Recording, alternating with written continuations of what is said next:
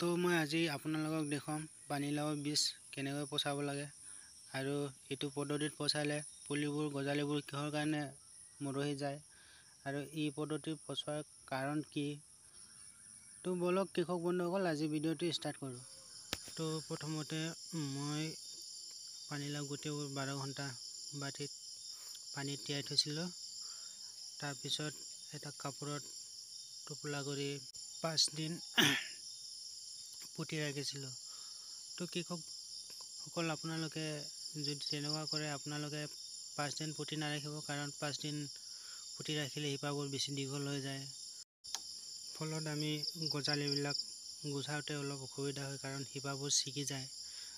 কৃষকসকল আপোনালোকে যদি তেনেকুৱা কৰে মাত্ৰ আপোনালোকে 3 দিন পুতি ৰাখিব আৰু 12 ঘণ্টা প্ৰথমতে 12 ঘণ্টা সময় আপোনালোকে পানীত তিয়াই ল'ব, তাৰপিছত 3 দিন সময় পুতি ৰাখিব। ইয়াত দেখিছে আপোনালোকে শিপাবোৰ বহুত দীঘল দীঘল হৈ গৈছে আৰু ইয়াত মানে এইটো কি হয় মানে অৱস্থাটো আপুনি 5 দিন বেছি সময় ৰাখিলে বস্তুটো মানে শিপাবোৰ বেছি দীঘল হৈ যায় আৰু গজালিবোৰ অঁতৰাওঁতে শিপাবোৰ মানে কিছুমান ছিগি যায় আৰু গজালিবোৰ মানে পচাওঁতে মৰহি যোৱা নষ্ট হৈ যোৱাৰ চান্স থাকে।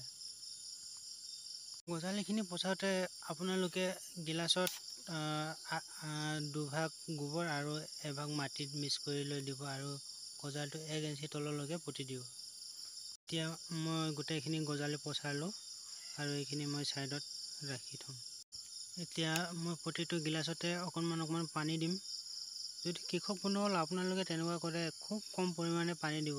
যদি আপোনালোকে পানী বেছিকৈ দিছে বা বৰষুণৰ পানী বেছিকৈ পাইছে, তেতিয়া মানে পুলিখিনিৰ শিপাখিনি পচি যায় আৰু ফলত গজালিখিনি মৰহি যোৱাৰ চান্স থাকে।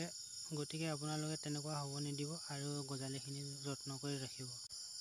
এইবাৰ 3 দিনৰ পিছত মই আপোনালোকক যিখিনি পুলি বাচিছে সেইখিনি আপোনালোকক দেখুৱাম। মই ডাইৰেক্টলিও পচাব পাৰোঁ, কিন্তু এইটো পদ্ধতিত পচোৱাৰ কাৰণটো হ'ল মানে আমি পুলিখিনি সোনকালে ৰুব পাৰোঁ।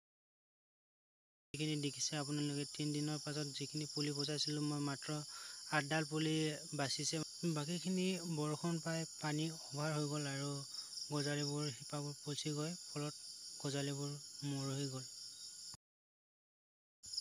5 দিনৰ পিছত মই আকৌ দেখুৱাইছোঁ ইয়াৰ যিখিনি বীজ গজালি ওলোৱা নাছিলে সেইখিনি মই এক্সট্ৰাকৈ ৰাখিছিলোঁ। আজি গজালি ওলাইছে আৰু মই একেলগে ৰাখিছোঁ। গতিকে টোটেল 25টা বীজৰ পৰা মই 14ডাল পুলি বৰ্তমান বচাব পাৰিলোঁ। তো কৃষক বন্ধুসকল আজি ভিডিঅ'টো ইমানে। নেক্সট ভিডিঅ'টো চাবলৈ কাৰণে আপোনালোকে প্লিজ চেনেলটো ছাবস্ক্ৰাইব কৰি ল'ব আৰু বেল আইকনটো প্ৰেছ কৰি ল'ব।